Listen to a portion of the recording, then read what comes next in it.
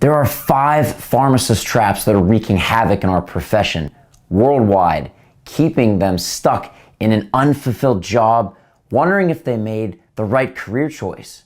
In this series of episodes, I'm pulling back the veil on what they are, why we get stuck in them, and what you can do about it. It's time to flip your script from a breakdown to a breakthrough.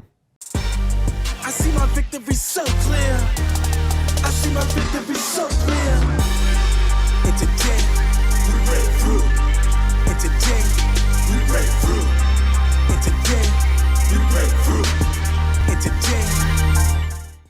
If you have a burning passion inside, one that you've been trying to unleash, develop, and share with the world, but that doubt and past failure you've had, keep it locked away, then you add in any one of these 5 traps, no wonder you feel stuck and frustrated. Give yourself some grace and the antidote to what's been getting you stuck in this rut.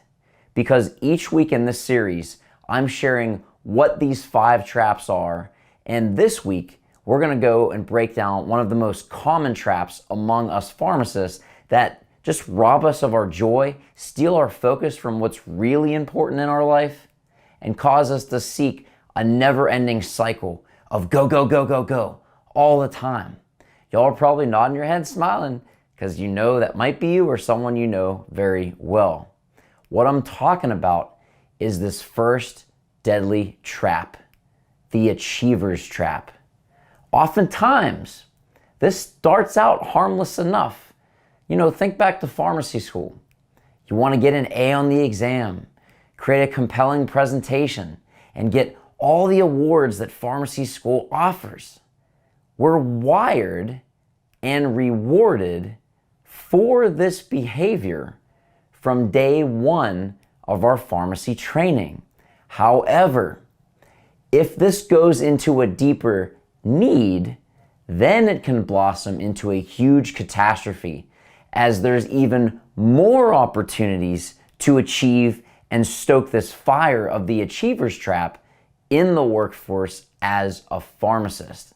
It's not about the achieving itself that can be a problem, but it's the reason why that makes all the difference. So if you're just simply trying to grow and make progress and the award or recognition is a byproduct, or let's just use a pharmacist pun and say healthy side effect from your endeavors, that's one thing.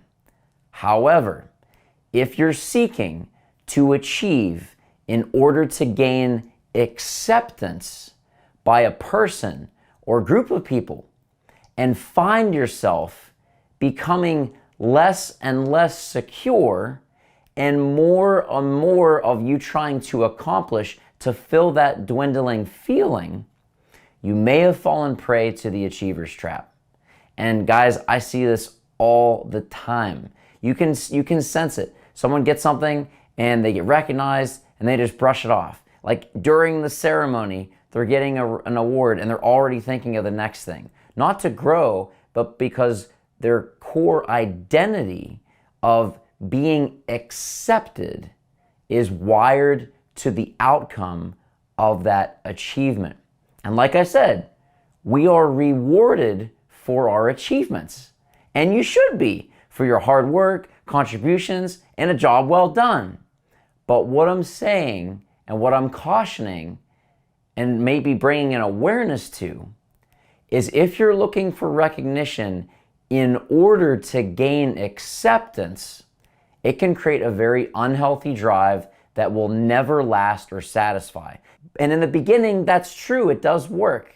But what I'm warning you is if you keep down that path, it's going to take you to a very unhealthy place that's just like a rat race, because here's what happens. As time goes on, the achievement that used to create that feeling of acceptance and relief of feeling safe will subside. And you'll begin to need more achievements, bigger tokens of recognition, and bigger risk and work will be required to get them. It's the endless rat race that you actually lose the longer and harder you run in. How about that for a game that fails?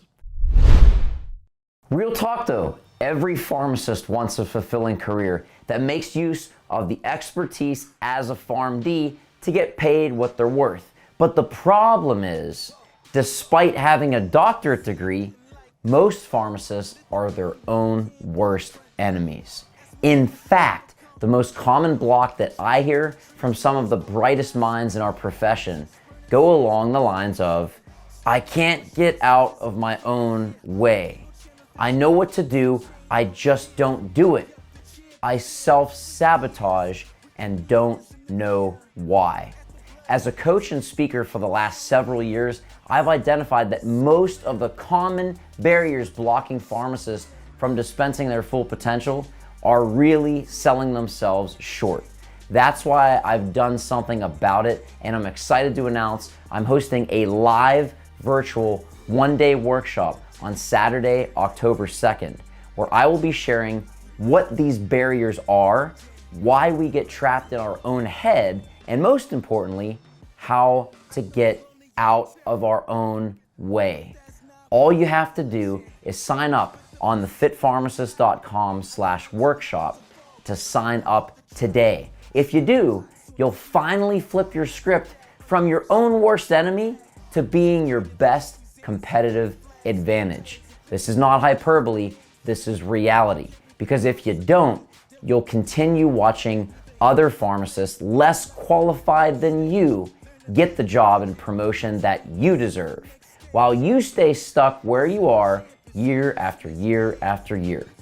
Do not allow yourself to be your biggest barrier. Script your breakthrough with me at the one-day workshop by signing up right now at thefitpharmacist.com/workshop. Be sure to sign up today before all the spots are filled. I will see you there live. You begin to think that your achievements aren't working like they used to back in pharmacy school days to make your parents proud or being best in your class. So you begin to criticize yourself in unhealthy ways. So much so that you start to realize you have developed this negative voice in your head that downplays your well-earned accomplishments and even dismiss compliments from people trying to tell you good job.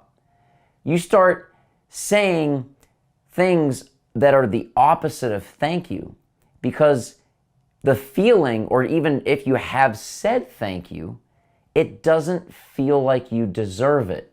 So instead, you respond with, I just got lucky, or I still have a long way to go, or it's not as good as it could have been.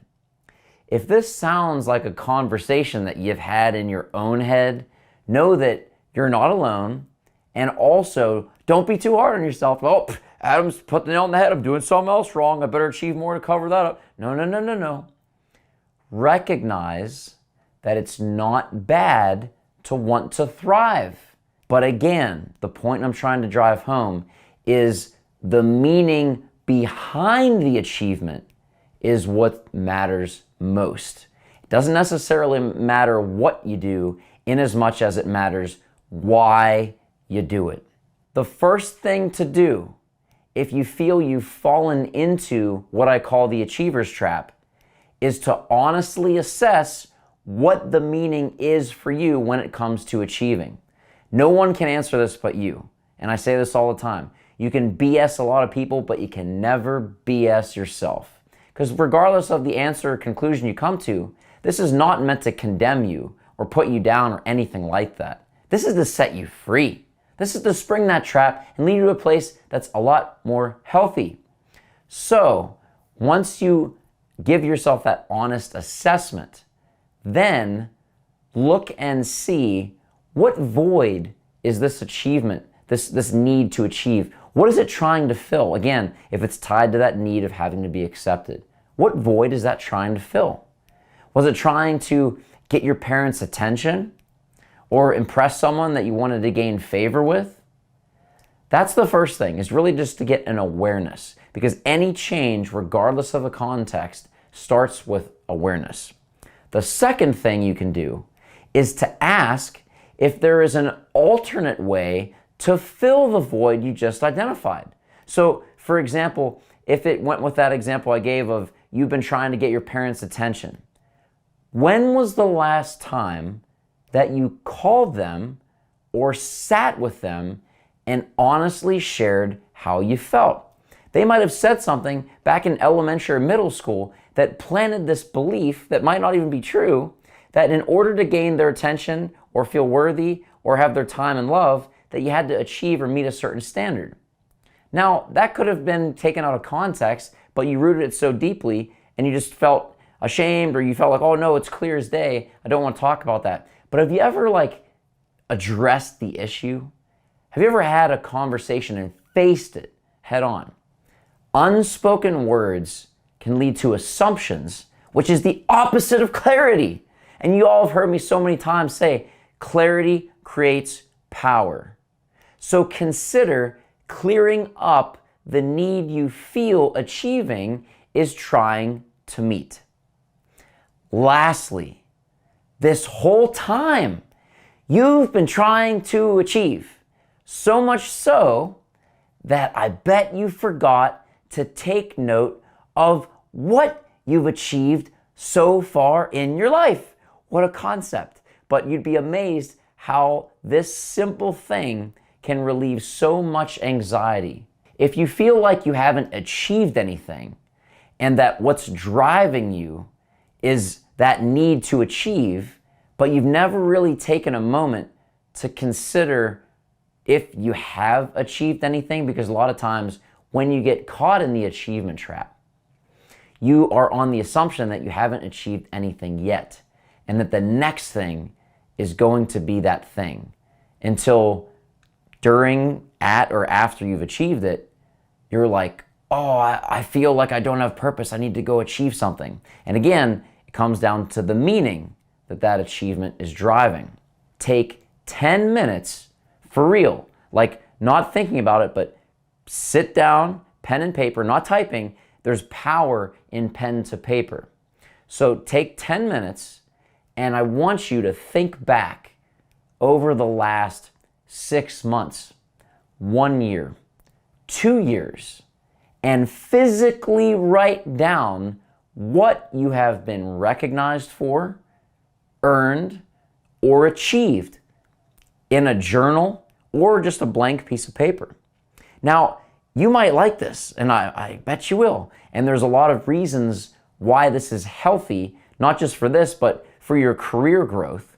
So one thing that you might recognize is you actually enjoy this. And I encourage you to do this because it's helpful on a lot of levels. So I invite you to have fun with this and create an achievement or success log or whatever you want. Again, it comes down to the meaning. So if you can release the meaning of acceptance and you see on paper that you've done all these things, you might just give yourself a dose of grace. And here's why this might help on many reasons. What gets measured gets managed. So be sure you're being real with where you are. Because a lot of times, pharmacists that get stuck in the achiever's trap feel like they haven't achieved anything at all. But then when you see it on paper, that's clear evidence. And as we learned in pharmacy school law, if you didn't document it, it didn't happen. So flip the script on that and make sure you see for real where you are. And there you have it. The achiever's trap. One of the 5 most common traps holding pharmacists back. If you're wanting to take a deeper dive into this, I recognized how many amazing individuals are stuck in their own heads. So I decided to do something about it. And for the first time, I'm excited to announce I'm hosting a live virtual 1-day workshop on Saturday, October 2nd that you will not want to miss. Because pharmacists are brilliant, but we tend to be our own worst enemies. How do we break through? That's what I'll be sharing, along with a live Q&A session after the content. So be sure that you show up, because if you're not there, you won't get this value. So register now at thefitpharmacist.com/workshop to secure your seat before they're all gone. I will see you at your breakthrough. And until then, go forth, be great, and dispense your full potential. God bless. I see my victory so clear. I see my victory so clear. It's a